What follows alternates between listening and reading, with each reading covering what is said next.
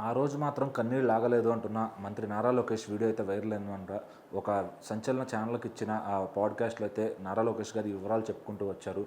So, గత ఎలక్షన్‌కి ముందు చంద్రబాబు గారు అరెస్ట్ అయిన విషయం అందరికీ తెలిసిందే. దాదాపు 53 రోజులు ఆయన జైల్లో గడిపారు.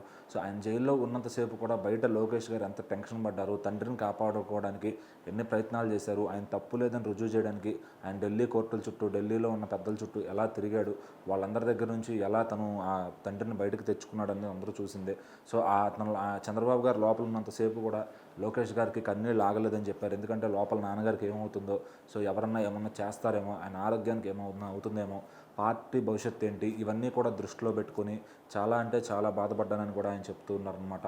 సో ఇంకా తర్వాత ఆయన జైలు నుంచి బయటకు వచ్చిన తర్వాత మళ్ళీ తను పాదయాత్రలు ఇవన్నీ చేసి పార్టీని అయితే గెలిపించుకున్నారనమాట. మరి లోకేష్ గారి విజయం ఎంత బాగా ఉందో మొత్తం దేశం అంతా చూసిందనమాట. సో అంతకుముందు గెలవలేదని ఎవరైతే విమర్శించారో, ఎవరైతే విక్రించారో వాళ్ళందరి నోర్లు తన గెలుపుతో ముగించాడని చెప్పాలి. సో మరి ఖచ్చితంగా చంద్రబాబు గారు లోపల ఉన్నప్పుడు కన్నీళ్ళు ఆగలేదని, సో దానికి ఏం చేయాలో కూడా పాలుపోలేదని ఆయన చెప్పడం జరిగింది. కుటుంబం అంతా టెన్షన్లో ఉన్నారు. పార్టీ పెద్దలందరూ కూడా ఆయన ముందు నవ్వుతూ కనపడినా కానీ లోపల నేను బాధను దిగమింగుకొని బతికానని కూడా ఆయన చెప్పారనమాట. సో పార్టీని ఎలా నడిపించాలి, తండ్రి గారి గైడెన్స్ లేకపోతే ఆయన కూడా నాకు చాలా టెన్షన్ పడ్డాను. సో తర్వాత ఏం చేయాలి అనే దానికి నా దగ్గర ఎటువంటి మార్గం లేదు. సో నా తండ్రి బయటకు వచ్చినాక నాకు మళ్ళీ ఊపిరి వచ్చినట్టు అయ్యిందని చెప్పి ఆయన అయితే చెప్పడం జరిగిందనమాట.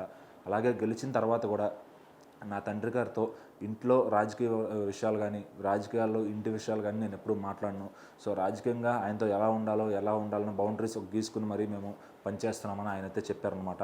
సో ఖచ్చితంగా ఒక నాయకుడు అంటే ఇలాగే ఉండాలని చెప్పి చాలామంది ఇన్స్పైరింగ్గా కింద కామెంట్స్ పెడుతున్నారు. మరి కొంతమంది పేటీఎం బ్యాచ్ అయితే విమర్శలు గుప్పిస్తూనే ఉన్నారు.